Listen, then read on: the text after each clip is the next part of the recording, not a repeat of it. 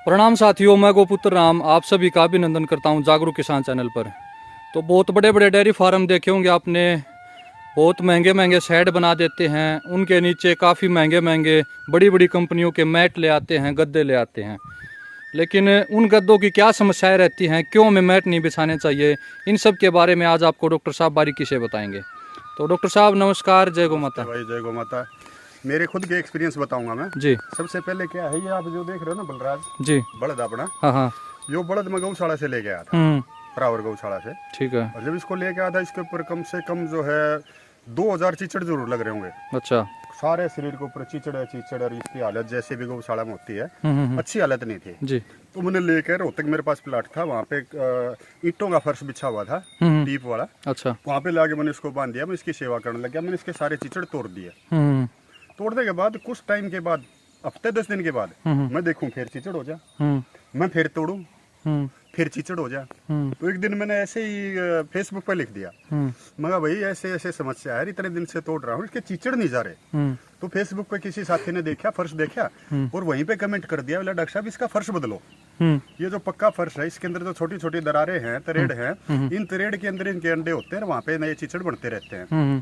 तो मैंने उसी टाइम पे वो जो पक्का फर्श था वो हटा दिया, तालाब की मिट्टी मेरे पास पड़ी थी, वो लिर मुझसे कूट दिया। अच्छा। और इसका फर्श चेंज कर दिया। अच्छा। वो दिन है, आज का दिन है, इसका तो 22 दिन के बाद मच्छर चीचड़ लगे नहीं है। ठीक है, पहली बात तो है ये। दूसरी बात, वो उधर आप देख रहे हो ये गाय जी, इसके आगे अगर आप नजदीक कैमरा लेके आओगे ना, तो यहाँ पे आगे देखोगे, अभी तक इसके जो रूह है ना इधर, जी जी, अगले पैरों के दोनों के बीच में ये देखे, ये लाल लाल दिखा है। बिल्कुल बिल्कुल। ये लाल जो होया है, ये मैट के कारण हुआ है।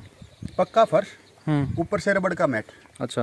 ये रबड़ के, अब यहाँ पे जैसे मैं और तू खड़े, हाँ, तो टेम्परेचर अब यहाँ पे जो है, वैसे हवा का टेम्परेचर जो है ना वो 35 के आसपास है, लेकिन जो फर्श है उसका हो जाता है 45 के आसपास।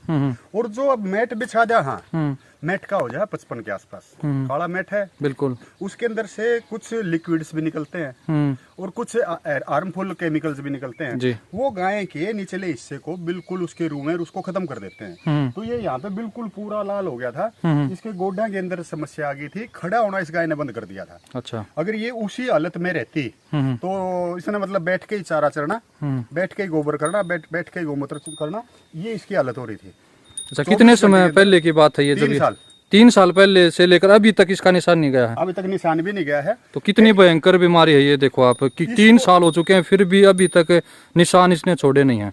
उसके बाद इस गाय को हम बीकानेर ले गए और मैंने 10 ट्राली बालू रेत की मंगाई। अच्छा। और इन सब के नीचे मैंने बालू रेत लगा दिया, सारे के नीचे बालू रेत बिछा दी, नेचुरल मैट। हाँ।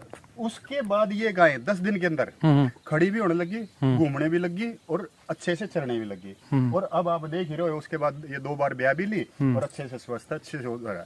तो गाय के को जो है प्राकृतिक आवास अगर दे सकते हो तो दो।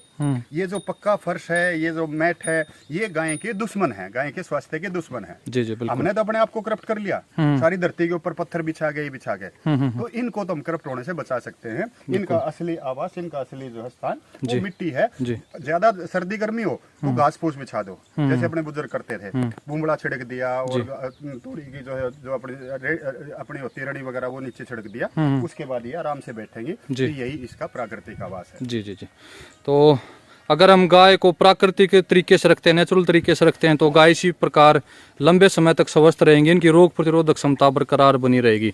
जितना गाय को खाना पीना लगता है उतनी ही गाय को बैठक भी लगती है। बैठक यानी कि उसके बैठने का स्थान कैसा है।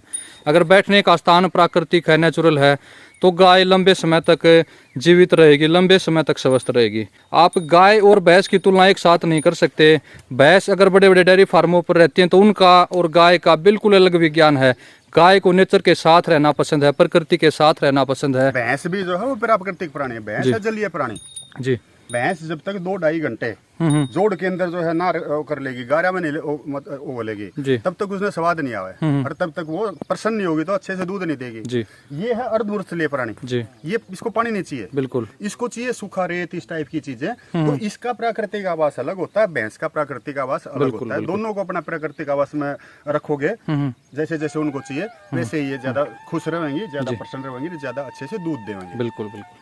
तो जैसे हरियाणा में देखा भी गया है कि जहाँ पर तालाब हैं वहीं पर मुर्रा नस्ल पाई जाती है।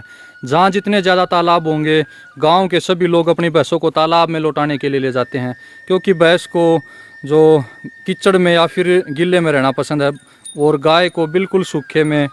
अगर गाय गोबर भी करेगी तो अपने खुट्टे से पीछे होकर दूर गोबर करेगी, पेशाब भी दूर करेगी, और बैठने की जगह अपनी अलग रखेगी। कभी भी गाय अपने गोबर या पेशाब में बैठेगी नहीं, हमेशा साफ सुथरी रहेगी।